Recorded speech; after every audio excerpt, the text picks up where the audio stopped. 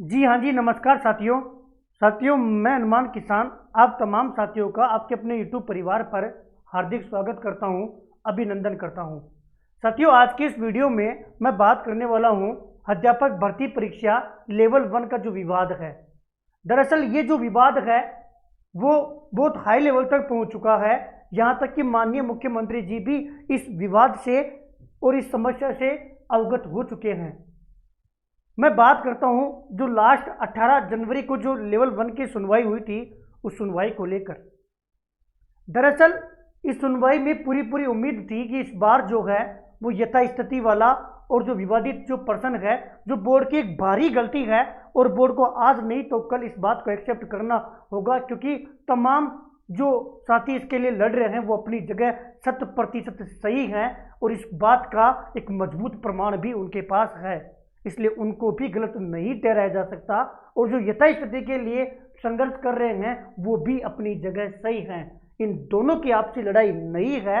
समय समय पर मैं आप लोगों को सही जो दिशा है, जो सटीक जो जानकारी है वो देता आया हूँ, चाहे वो यथास्थिति के पक्ष में हो चाहे विवादित प्रश्नों के पक्ष में हो, लेकिन जो सही बात है वो मैं आप लोगों तक पहुँचाने का कार्य करता हूँ। अब आपको सही लगती है, आप विवेकशील हो तो उसको एक्सेप्ट कर लेते हो, और आपको लगता है कि अपने खिलाफ है तो आपके जो मंतव्य में होता है वो कार्य आप प्रकट करके जो है वो आप अपना परिचय देते हो। उस बात से भी कोई प्रॉब्लम नहीं है।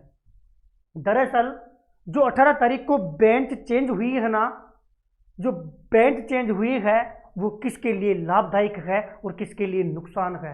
हालांकि आप लोग इस बात को समझ चुके होंगे कि ये जो बेंच ट्रांसफर हुई है, ये ट्रांसफर होना विवादित प्रश्नों के पक्ष की ओर संकेत करता है, क्योंकि ये जो तमाम पूरा मामला है वो जिस जस्टिस साहब के पास अब लगने वाला है, उन्होंने अच्छी तरीके से सुना है और उनका तुलनात्मक जो निर्णय अगर अपन देखते हैं ना, तो पूरी संभावना बनती है कि यहाँ से अध्यापक भर्ती लेवल 1 के जो विवादित प्रश्नों की जो लड़ाई लड़ रहे हैं उनको इस बार सकारात्मक परिणाम देखने को मिलेगा। भैया हम यहाँ से जीत गए तो फिर देखिए इस फैसले के साथ ही जो यथास्थिति है ना वो हटने की पूरी पूरी संभावना है। कई साथियों के दिमाग में गलत फहमियाँ थी, वो समय रहते हट जाएगी या अब तक हट चुकी होगी, क्योंकि आप लोगों को सही सुझाव दिया गया था, सही दिशा दी गई थी, लेकिन फिर भी आप लोग उस दिशा में नहीं जाकर आपके मंतव्य में या आपको जो लगा अच्छा लगा आपने वो कार्य किया। हम उस पर भी नहीं जाएंगे, उसका भी हम स्वागत करते हैं। मैं विवादित प्रश्नों वाले तमाम साथियों से इतना कहूँगा कि आप लोग एक बात और दिमाग में बैठा लीजिएगा, क्या अगर आप लोग यहाँ से जीतते हो ना, उसके बाद में भी अगर बोर्ड एक्सेप्ट कर लेगा तो ही आपका जो विवादित प्रश्न है उस पर अंक बढ़कर आपको ज्वाइनिंग मिलेगी। अगर बोर्ड यहाँ पर एक्सेप्ट नहीं करेगा हारने के बाद में भी, तो भी एक ऑप्शन बचता है कि बोर्ड आपको डीवी में चैलेंज करेगा। भले आप यहाँ से जीत गए हो तो भी आपको बोर्ड डीवी में चैलेंज करेगा, ऐसी भी संभावनाएं बताई जा रही है। और अगर बोर्ड एक्सेप्ट नहीं करेगा तो फिर ऐसा ही होने वाला है। बाकी जो आदेश आने वाले हैं, जो फैसला आएगा, उस पर ही सब कुछ निर्भर है। मैं केवल संभावनाएं बता रहा हूँ जो पिछले केसों में हुई है और क्या क्या संभावनाएं हो सकती है।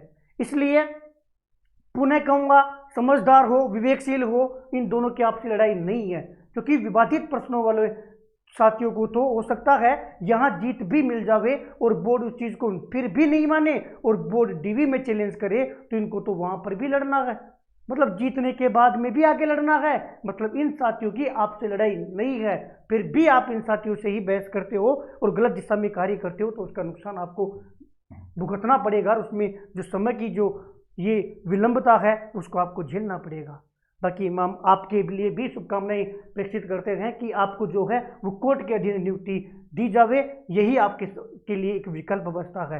पहले भी यही कहा था कि आपका एकमात्र विकल्प यही रह जाता है कि आपको कोर्ट के अधीन नियुक्ति दे दी जावे। इससे ये होगा कि आप भी सेफ हो और जो बाकी साथियों ने ज्वाइन कर लिया उनके बाद ही आपको कहीं ना कहीं कई सारी चीज़ों का फायदा मिल जाएगा, जिन पर मैं बात अभी करना उचित नहीं समझता।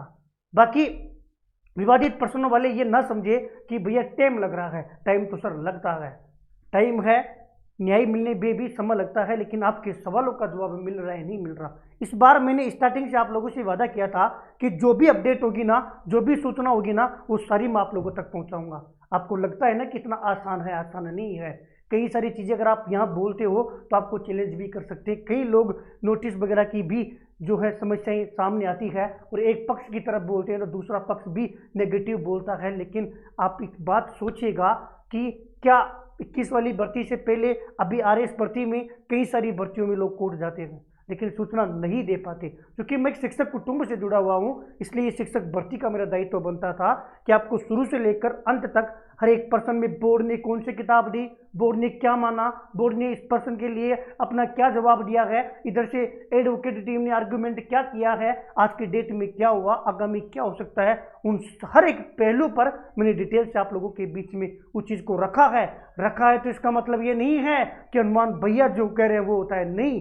मैं केवल एक मीडियम हूँ, एक माध्यम हूँ आप लोगों तक सही और सटीक सूचना पहुंचाने का, ताकि अब मैंने जितनी भी बातें बताई है ना, इसके अलावा कोई आपके पास सूचना लेकर आवे ना, या फिर गुमराह करे, तो आपका कर्तव्य बनता है कि आप एक बार उसको क्रॉस चेक करो।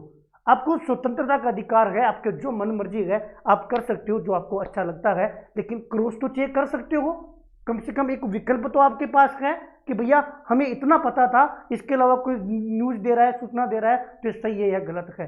जो सही और सटीक बात है, न्यायालय जो करेगा वो सर्वविदित होगा, सब सर्वमान्य होगा, उसको ही अपने को मानना पड़ेगा। तमाम साथी कह रहे थे कि भैया हमारे उस सुनवाई में क्या हुआ, आगे क्या हो सकता है। आगे की डेट के लिए भी मैं आपको बता दूं कि क्योंकि बेंच चेंज हुई है, इसलिए जो डेट मिलेगी वो ऑटो जनरेट होगी। ऑटो जनरेट क्या होता है, मतलब किस डेट में जो केस अच्छी तरीके से सुना जा सकता है, और जो डेट मिलेगी ना वो उधर से ही कोर्ट की तरफ से ही अपने आप ही आपको मिलेगी। इसलिए ये भी नहीं है कि आपको आगामी किस दिन डेट मिलेगी, कुछ दिन आपको इंतजार करना होगा। आप अपनी तैयारी शुरू कर दीजिएगा। जो विवादित प्रश्नों की जो लड़ाई लड़ रहे हैं वो साथी, क्योंकि सूचना आपको मिल रही है, समय समय पर मिल रही है, जो सही बात होगी ना वो आप तक पहुंच जाएगी। और मेरा केवल एक ही संकल्प है कि जो वास्तव में जो चीज़ है ना वो मैं बोलूं। अब हो सकता है 2 जनों के लिए सही हो, बाकी के लिए गलत हो सकता है, बाकी के लिए गलत हो और 2 जनों के लिए सही हो। क्योंकि जो निर्णय है ना, पावर अपने हाथ में नहीं है, अपने हाथ में प्रेजेंट में क्या चल रहा है ना वो है, ना फ्यूचर में क्या होगा वो भी नहीं है, पास्ट में क्या हुआ, वर्तमान में क्या हुआ, तुलना करके आगे क्या हो सकता है, इन तीनों पर अपन अच्छी तरीके से बात कर सकते हैं। मैं ये वीडियो लाइव रखने वाला था, लेकिन 2-3 दिन कहीं सारे काम है, इन कामों की वजह से मैं लाइव नहीं जुड़ पाया। लेकिन फिर भी मैं उम्मीद करता हूँ कि विवादित प्रश्नों की जो लड़ाई लड़ रहे हैं उनके तमाम सवालों का जवाब आपके पास पहुंच गया होगा। फिर भी कोई सवाल है तो मैं समय समय पर लाइव आता हूँ। कई साथी क्या करते हैं, लाइव तो जुड़ते नहीं हैं और बाद में फिर कमेंट करते हैं कि अच्छा हनुमान भैया इनका साथ दे रहे ना, तो हनुमान भैया को इतना सुना दो तो इनका कोई साथ नहीं दे। साथ देने का मतलब ये बेचारे अपनी लड़ाई अपनी एडवोकेट टीम के सारे लड़ रहे हैं। मैं थोड़ी कोई युद्ध थोड़ी चल रहा है कि मैं हथियार ले जाकर मैं भी युद्ध लड़ने जाता हूँ। नहीं सर, मैं केवल इन तक सही और जानकारी इनको बता रहा हूँ, अवगत करवा रहा हूँ, ताकि कई सोशल मीडिया का ज़माना है, कई सारे प्लेटफॉर्म, कई सारे लोग हैं और किसके दिमाग में क्या है कोई नहीं बता सकता। इसलिए कम से कम जो यहाँ जुड़े हुए हैं वो एक सही जानकारी तो प्राप्त कर सके। विवादित प्रश्नों के लिए अच्छी न्यूज़ आपको देखने को मिल सकती है और आप जीत के करीब हो, ऐसी संभावनाएं बताई जा रही है और निश्चित तौर पर एकल पीठ में आपको जीत मिलेगी।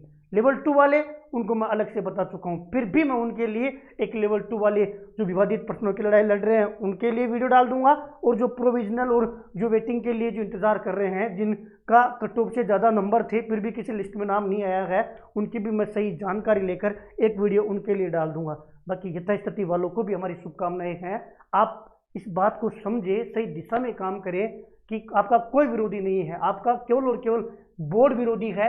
बोर्ड की वजह से गवर्नमेंट चाहेगी उस दिन आपको कोर्ट के अधीन नियुक्ति मिल जाएगी। इस चीज़ पर काम करें और भी कोई आपको जरूरत होगी, आप ये मानते हो कि नहीं भाई सही बोल रहा है हनुमान भैया, जो अब तक उन्होंने जानकारी दी है वो सही दी है, इनका कोई रोल ही नहीं है उनका साथ देना, इसलिए तो आप मेरा विरोध नहीं कर सकते सर, क्योंकि मैंने तो आपका भी साथ दिया है। दोनों चीज़ों को भी लेकर जब मैं चलने लगा तो आप लोग ना तो उस दिशा में कार्य करने के लिए तैयार थे और आप विरोध भी कर रहे थे, तो फिर आप लोगों को ऐसे ही कोई साथ नहीं देगा।